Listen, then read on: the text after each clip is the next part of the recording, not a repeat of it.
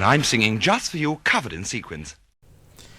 Hello, lovelies. Today we're taking a look at Meanderings of the Mind for Lamentations of the Flame Princess, which has a fair bit in common with A Gift for All of Norway. In that, and hopefully I'm not giving away too much, you'll be exploring the dead body of some kind of strange, giant, abnatural creature. So it is a hardback, roughly A5 in size, and about 40 pages long, or thereabouts, at least. Anyway, it is a dungeon crawl, which seems somewhat normal, but isn't. It has the kind of strange elements that have come to be associated with Lamentations of the Flame Princess. There are a multitude of hooks given as to why your adventurers might meander into the mind, and as the name might suggest, it's a mine that has been dug into the mind of a dead alien creature.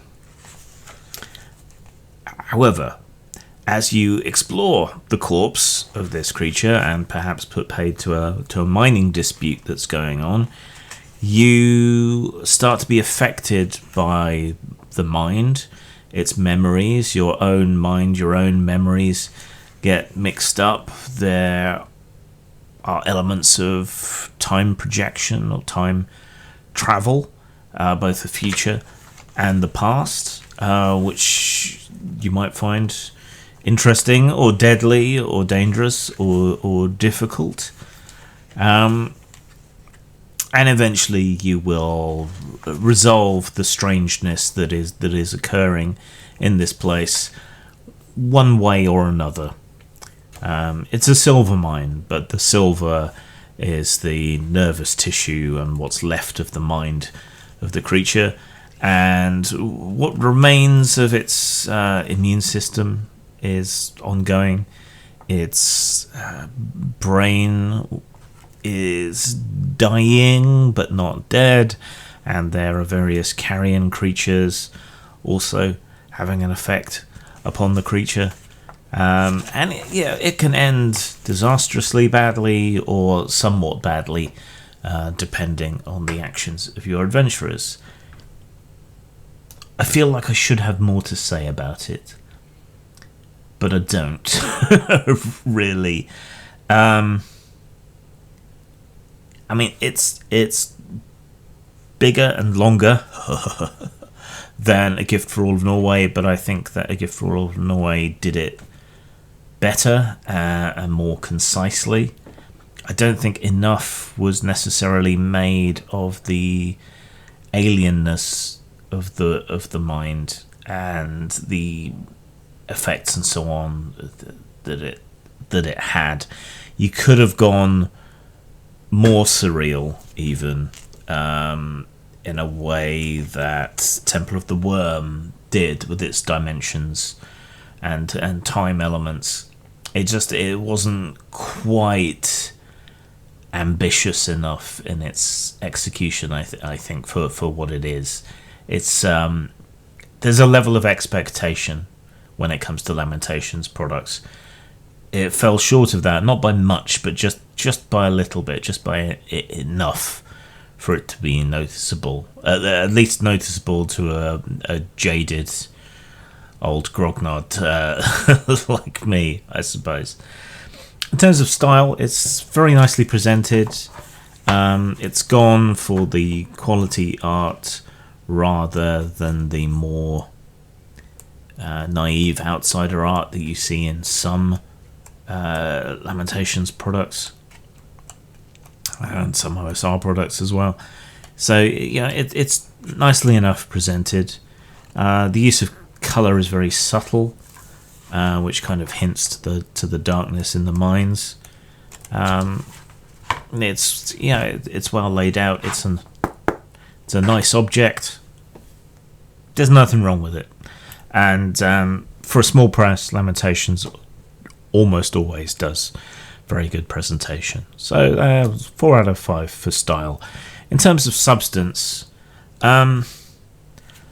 as with A Gift for All of Norway, there are elements in this that you could reuse in other places, and taken together there's a wealth of ideas here that can be used for exploring the bodies of monsters. If you wanted to do a campaign on that same sort of theme, or you wanted to create your own OSR world, which was based on the exploration of dead leviathans and things.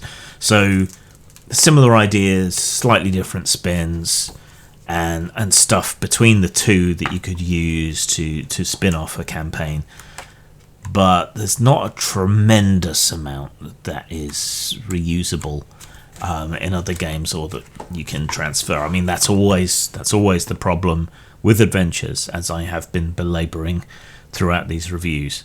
It's hard to review adventures because you spoiler things, and also adventures don't have a lot of reuse in them, mostly. So, and this is an example of that. So in terms of substance, it's got enough to get you through the game. Maybe a little bit more, but not enough to really highly rate it for substance. So 4 out of 5 for style, 3 out of 5 for substance, 7 out of 10, 3.5 out of 5. Slightly above average. Again, I think taking these two together, if you're planning on doing something with giant monsters as a theme or through a campaign arc or something, that it boosts the value of both items and will leave you with ideas for your own spins. So on that basis, it's much more worth it. If you're doing something with giants and leviathans and enormous dead bodies and so on, then I think there's a lot you can use here. Maybe go and watch Mud Fossil University for some inspiration on that score. Zang. Tal, friend, and welcome to Gore. Savage and beautiful, John Norman's Gorean saga is brought to life in the Tales of Gore role-playing game and its companion world book, World of Gore. Take flight on a tarn, luxuriate in the bathhouses of Ar, pit your steel against the deadly Kuri, best your enemies and place them in your collar. Tales of Gore uses the D6 system, perfect for both new and old players. You can purchase it from Amazon, RPG Now, or lulu.com. Ta Sada Gore.